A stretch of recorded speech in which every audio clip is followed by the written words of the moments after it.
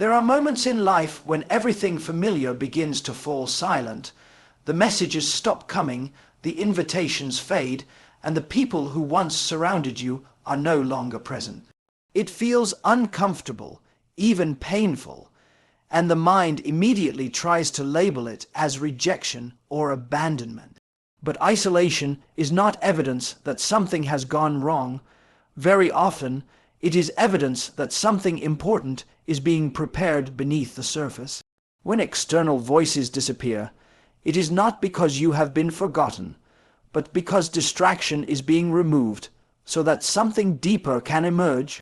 Growth has never occurred in constant noise. Noise keeps the mind busy, but it keeps the spirit dull. When you are surrounded by opinions, expectations, and constant stimulation, your inner awareness becomes clouded. You begin to live by reaction rather than intention. Isolation interrupts that cycle. It creates a space where the truth can rise without interference. What feels like emptiness is actually a clearing, a deliberate pause that allows alignment to take place. Separation often arrives just before elevation, before a person steps into greater responsibility, greater influence, or greater clarity. They are pulled away from the familiar, not because the familiar is bad, but because it can no longer take them where they are meant to go. Old environments reinforce old thinking. Old circles sustain old identities. When those are removed, a person is forced to confront who they really are, not who they have been performing as. In that confrontation, authenticity is born. Many people resist this phase because it challenges the ego. The ego thrives on recognition, comparison, and validation. Isolation strips those away. There is no one to impress, no one to compete with, no one to blame. What remains is self-awareness. In that space, weaknesses are revealed, but so is potential. You begin to notice patterns you previously ignored. You recognize habits that no longer serve you. You hear thoughts that were once drowned out by constant activity. This period can feel slow, but nothing is wasted. What appears to be inactivity is actually internal reorganization. Beliefs are being reshaped, values are being clarified, vision is being refined, strength is being built quietly, without applause. The most powerful changes do not announce themselves. They happen in silence, where consistency replaces excitement and discipline replaces motivation. Isolation also teaches self-trust. When you are no longer leaning on external affirmation, you learn to listen inwardly. Decisions become less reactive and more intentional. You stop seeking permission to become who you are meant to be. Confidence no longer depends on agreement. It grows from alignment. This is where inner authority begins to form, not from dominance, but from certainty. People often rush to escape this phase, unaware that leaving too early means returning to the same cycle. Preparation requires time. Just as roots grow deeper before a tree rises taller, the inner life must be strengthened before the outer life expands. Solitude deepens character, it reveals resilience, it develops patience, it teaches you how to stand firm without being supported by constant reassurance. When the season of isolation is complete, reintegration feels different. You return with clarity rather than confusion, with purpose rather than desperation. You no longer seek crowds to feel whole. You carry wholeness within you. The silence has done its work, and the separation has fulfilled its purpose. Most people expect guidance to arrive in dramatic ways, as though truth must announce itself with intensity and urgency. They wait for a loud moment, a sudden sign, or an external confirmation that removes all doubt. Yet the deepest direction rarely comes that way. It moves quietly, beneath the surface of thought, through calm awareness rather than emotional force. Outer noise creates urgency, but inner awareness creates clarity. When the mind is constantly stimulated, true guidance becomes difficult to distinguish from fear, impulse, or desire. The human mind is conditioned to respond to volume. Loud emotions demand attention, especially anxiety, excitement, and urgency. These emotions create the illusion of importance, but they often distort perception. When decisions are driven by emotional spikes, they lead to reaction instead of alignment. Inner awareness operates differently. It does not rush. It does not pressure. It carries a sense of steadiness that remains consistent even when circumstances fluctuate. This is why silence is so essential. Without it, awareness cannot be felt. Stillness is not emptiness. It is sensitivity.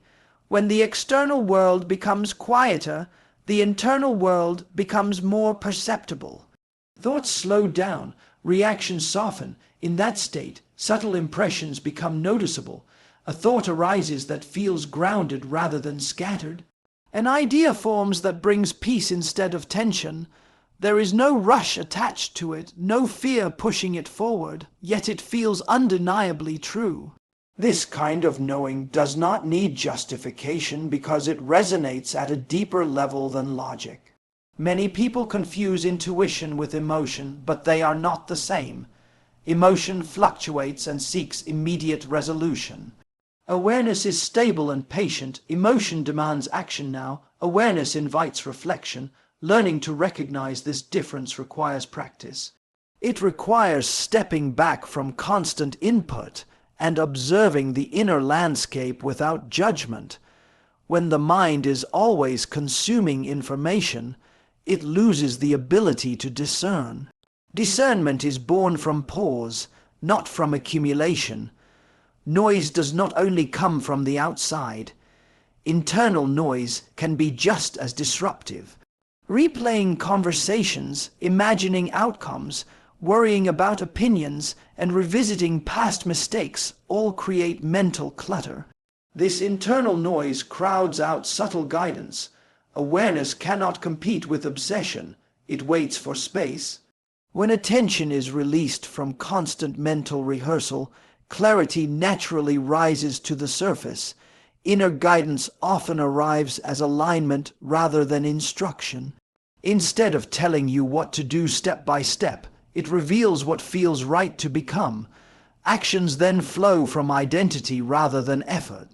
You begin to sense when something fits and when it doesn't, even if it looks good on the surface. This sensitivity develops gradually through consistent listening rather than dramatic moments. Trusting this awareness requires courage because it often contradicts external expectations. Others may not understand your calm certainty, especially when it is not backed by visible evidence. Yet awareness does not require consensus. It only requires honesty. The more you act in alignment with it, the clearer it becomes. Ignoring it weakens perception, while honoring it strengthens discernment. As awareness deepens, decision-making becomes simpler. You are no longer overwhelmed by options because you are guided by resonance rather than pressure. Confusion fades not because life becomes easier, but because your perception becomes clearer. The voice you once struggled to hear was never absent. It was simply waiting beneath the noise. Many people believe clarity must come first, that once everything makes sense, they will finally move forward. They wait for certainty, for a complete picture, for reassurance that eliminates all risk. Yet clarity does not operate that way. It unfolds through motion, not before it. Insight follows action, not contemplation. What is already understood, even in its smallest form, is enough to begin. When that first step is ignored, confusion deepens. When it is honored, understanding expands. Obedience is not blind compliance or passive submission. It is conscious alignment with what you already recognize as true. It is the willingness to act on inner conviction even when the outcome is unclear. Most hesitation comes from the desire to control results rather than to honor direction. When control becomes the priority, movement stops. Obedience, however, releases the need to know how everything will unfold. It focuses on the present step rather than the distant outcome. Small instructions often carry the greatest weight.